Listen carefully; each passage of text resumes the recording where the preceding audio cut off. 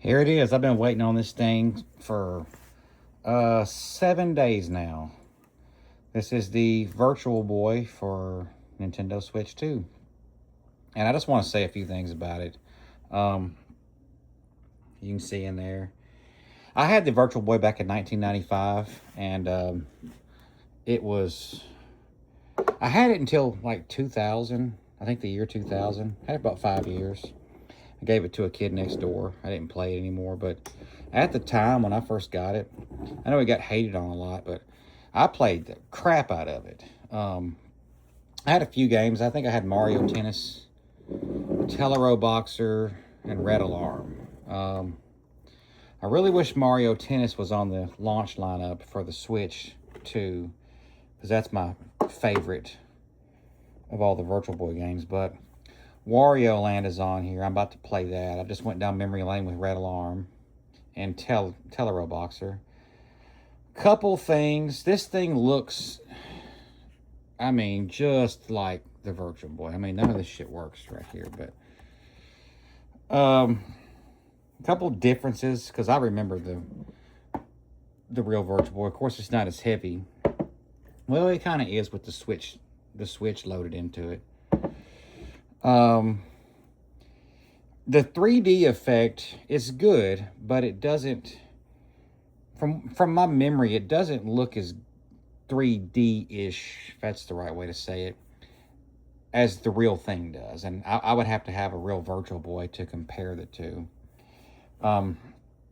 Looks-wise, it's flipping perfect, just what I remember. This feels a little different. That's no big deal. I really wish the headset would lean back further than it does, because when I'm sitting at the table with it, if it could tilt back a hair more, it'd be more comfortable for me to play. And I'm just average height, like 5'11". But the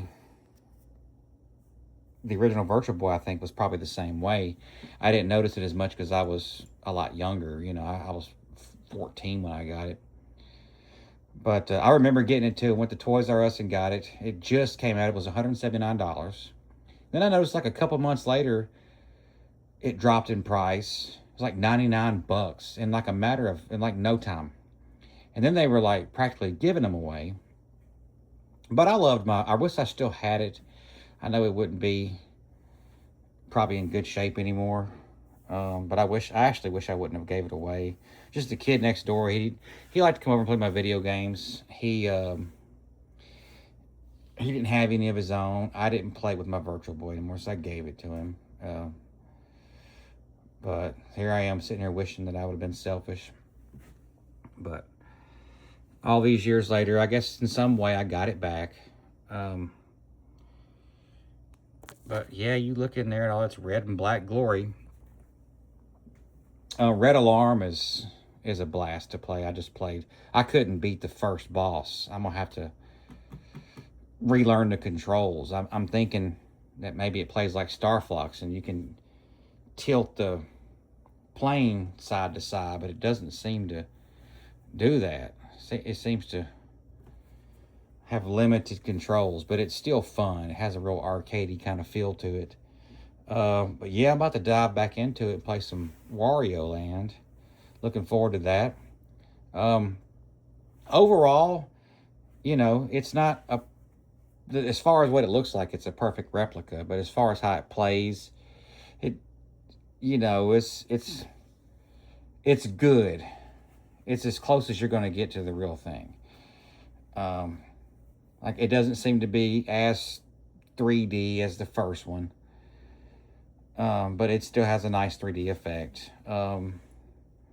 Man, just sticking my head in this for the first time a few minutes ago was like just bliss. Just warped back to 1995. And that's why we buy these things. That's why I bought it. And everybody else has bought one of these things. Because you're not buying it because you want a VR headset. Hell, I got an Oculus for that. No, it's about nostalgia, and this thing does a really damn good job of bringing that back. And so overall, yeah, it's pretty flipping cool. I'm not sure if it was quite worth $99 cool, but hey, they knew that there's a market, there's suckers out there like me who are going to buy this thing. It could have been 150 bucks. I probably still would have bought it. You know, it's 69, $79 is a more fair price, but you know, Nintendo got us by the balls. Anyways, I'm pleased with it. Peace out.